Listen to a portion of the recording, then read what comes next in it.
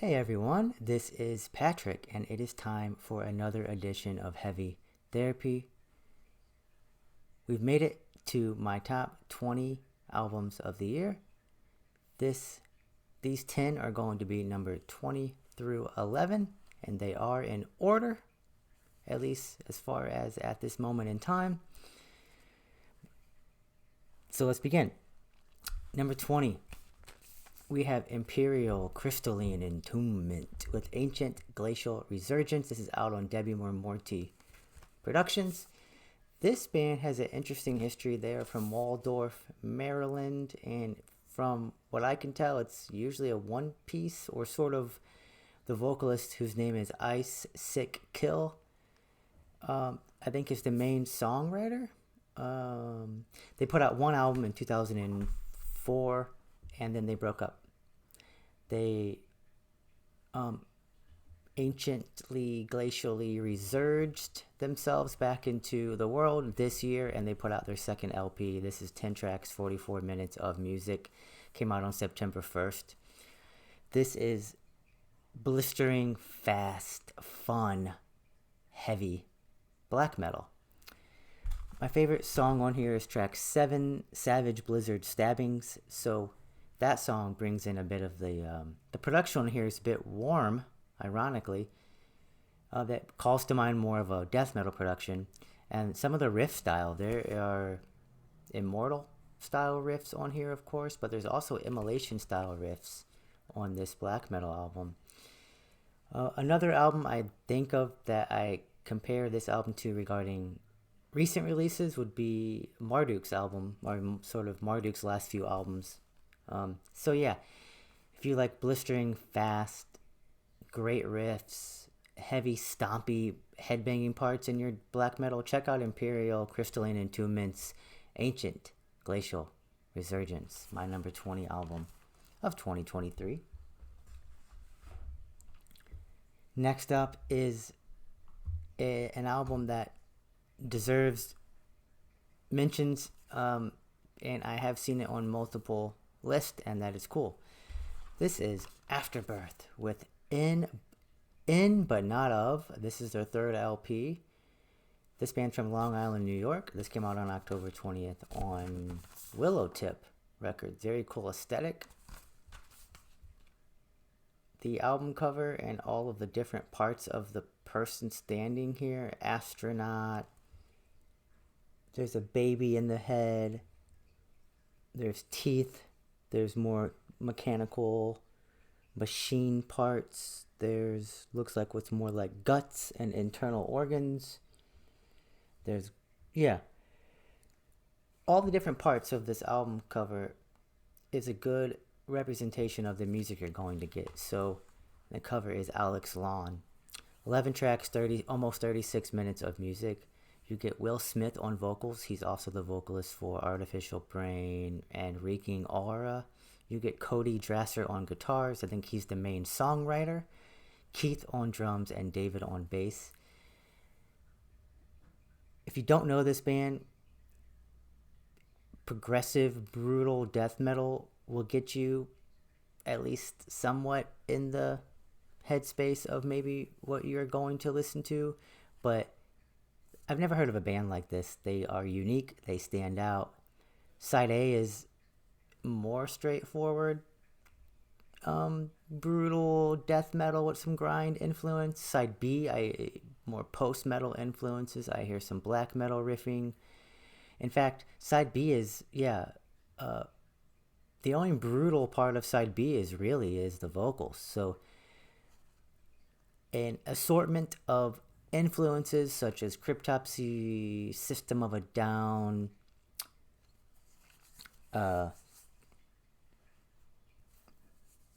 maybe Rush, and that's just in terms of progressive spirit. It's a very interesting album. Yeah, Afterbirth, In But Not Of, brutal death metal with some post-metal and alternative rock influences. A really interesting listen. I keep coming back to it, and right now it is my number 19th favorite record of 2023. Number 18 is a record that for a while it actually fell out of my top 40, but I kept revisiting it, and the last time I listened to it, it just skyrocketed up. Number 18 is Conjureth with the Parasitic Chambers. This is a band from San Diego, California. Conjureth. This is their second full length. They've been a band since 2018. You got Wayne on vocals, guitars, and bass. You got Ian on lead guitars, and you got Frankie on drums and bass as well. 10 tracks, 38 minutes of music. Out of Memento Mori Records. The tape version that I have is out on Rotted Life Records. Slayer, the band Death. I hear some Pestilence. I hear the band Undeath. Fast, ripping, catchy, great riff work, death metal. Some modern flourishes in the production. The last song has some doom sections. Yeah, Conjureth, just a really killer death metal band. That's a pleasant listen. Number 18, Conjureth, the Parasitic Chambers. Next up is number 17, Hallucinate, from the Bowels of the Earth. This is a band from Germany. This came out on Caligari Records. This is their first full length. Hallucinate plays sort of a combination of progressive death metal and heavy psych. You have Horrified on vocals and drums. You have Persecutor on guitars, vocals, and bass. And you have Madness on rhythm guitars. Some of the influences I hear are Possessed, the first Horrendous album. I hear Ultar, I hear Obituary, Opeth, and Tribulation. Just a killer album. Just not too many bands are sounding like this nowadays. Really cool, cool instrumentals. Love the variety. Yeah, just a throwback in a way, but also just something that you don't hear too much of nowadays. So, Hallucinate, from the Bowels of the Earth, is my number 7. Up next at number 16 is Pestilence with Beliefs of Dead Stargazers and Soothsayers.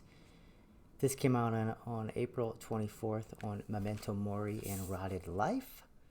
This is a band from Australia. This is their first full-length album. They've been around since 2018.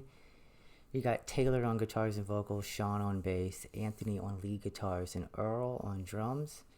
11 tracks, 45 minutes of music. You get a lot of different variety of death metal riff styles on here, from Pestilence to Cannibal Corpse. Sort of, there's some brutal death metal influence on here as well in terms of just the guitar tricks that they use. Yeah, killer songwriting. It's a death metal album for death metal fans, if you will. It's all about the guitar work, the vocals, or yeah, think of Cannibal Corpse, think of Corpse Grinder a bit, but really cool album. It's hard to pick favorite songs. They all really sound different, which is cool. Let's see, from memory, I like Profound Assiduity a lot. I like Procured Propensities. The final few songs are really good. Yeah, I love this whole album. Pestilence is my number 16 album of 2023. Up next, number 15 for me is Marduk's Memento Mori. This came out on Century Media on September 1st. You get Mortis on vocals, Morgan on guitar, and Simon on drums. Blasting, ferocious black metal. But this album of theirs is a little bit different. It's a concept about the fact that the reflection and the philosophy that it is important to remember that we must die. Love the vocals, love the lyrics, love the riffs and the songwriting and sequencing, love the production. The last song, As We Are, has LG Petrov of Entombed. Before he passed away, he recorded some vocals, and the lyrics are haunting, right? Because it's a person coming from beyond saying, as you are, we once were. As we are, soon shall you be. And it's haunting, and it works perfectly, and love everything about this Marduk album. Yeah, so number 15 for me is Marduk's Memento Mori, Century Media Records. Number 14 is a band that I hadn't heard of until this year, and it is another barn burner of an album. The band is Chained to the Bottom of the Ocean. The album is called Obsession Destruction. Maurice Lewandowski artwork here. Band's been around since 2017. This is their second full-length album. 8 tracks and 1 hour and 6 minutes of music. This is sludgy doom with some post-metal influences. I hear Thou, I hear Amun-Ra. It's cathartic, it's heavy. Fun to drive, a long drive you have, put this album on and it'll hit you.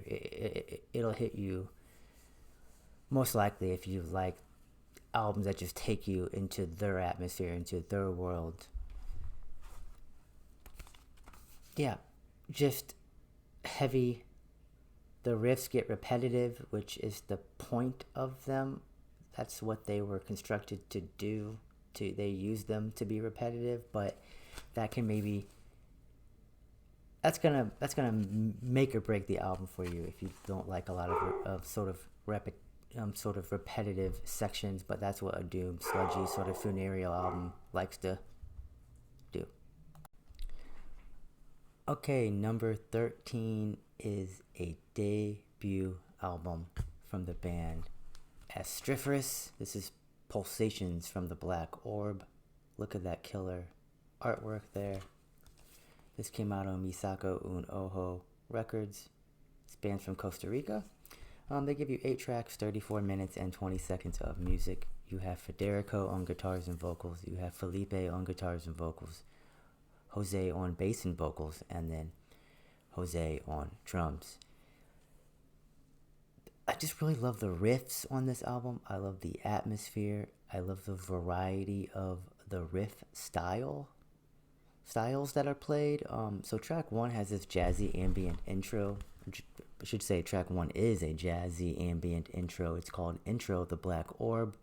It goes right into Blinding the Seven Eyes of God, and it's like this. This song is like a sedimentum chaotian song with some D-beat.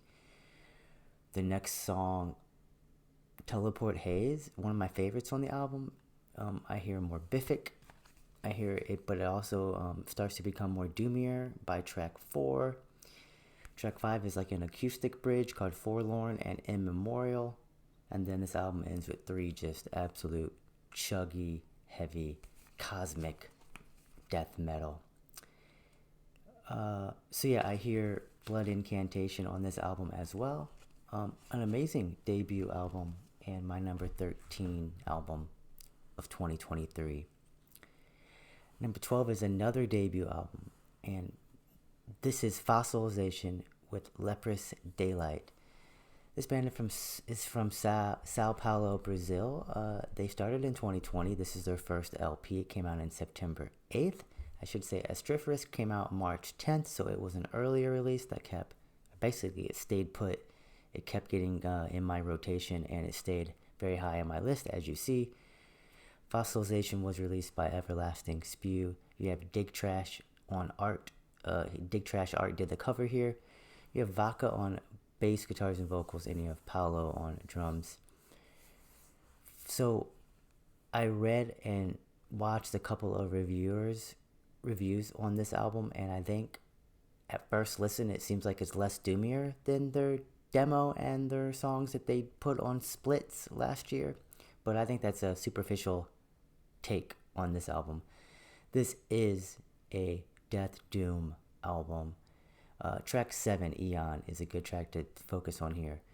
Track 7 is basically Ulcerate meets Incantation meets Necrovault. There's a great pulling momentum from the vocalist here. He pulls the music with him. I love the dark atmosphere that is mostly created by tremolo guitar riffs on here. Think of the Danish scene as well, and you'll get a lot of what Fossilization is trying to go for here. These last 2 are 2 of my favorite debut albums of the year, but as you'll see in my top 10, not exactly my favorite debut albums, but right up there. So Fossilization, love what they do. I think they do stand out. And yeah, Fossilization's Leprous Daylight is my number 12 album of 2023. All right. Number 11, almost made my top 10, but not quite. I've seen this be considered a disappointment for some fans of this band. I've seen it even higher on list. And I am talking about Sulphur Aeon with 7 Crowns and 7 Seals. This came out on Van Records. This band is from Germany, and this is their 4th LP. You have M on vocals, Torsten on guitars, and synths, I believe. Andreas on guitars since 2018, and Daniel on drums. And Sasha on bass and synth as well. So this band was actually, took me a while for this band to click with me. I've tried their first 3 albums over and over. I didn't like the atmosphere. I didn't like the production on a couple of the records from my memory. But I revisited Sulphur Aeon before this album came out, and then they all started to click. So it kind of was like they all were new albums to me. So I wasn't disappointed that this album is a bit slower, not as aggressive. They lean into the layered, atmospheric, dark parts of their sound more so than their more aggressive, headbanging stuff. That works very well for me on this album. My favorite song is probably 7 Crowns and 7 Seals, but Sulphur Aeon, dissonant, it's technical, but it's all, their main purpose is to write good, killer songs. The vocal style reminds me a bit of Nurgle from Behemoth, but just a cool album to put on when you're sitting down for a while and just taking it all in. Lovecraftian themes, Cthulhu themes, I should say. Yeah, Sulphur Aeon. It's my number 11 album of 2023. So up next is going to be my top 10 albums of the year. This year has been a really killer year, but my top 10, I will say, man, I'm really confident in my top 10. But these 10 right here are also just some amazing albums of 2023. Let me know your favorites of the year. Let me know what you think about my choices. What should I check out that you think I might have missed, and so forth. So yeah, catch you all later. Talk to you in the comment section, and remember to stay heavy.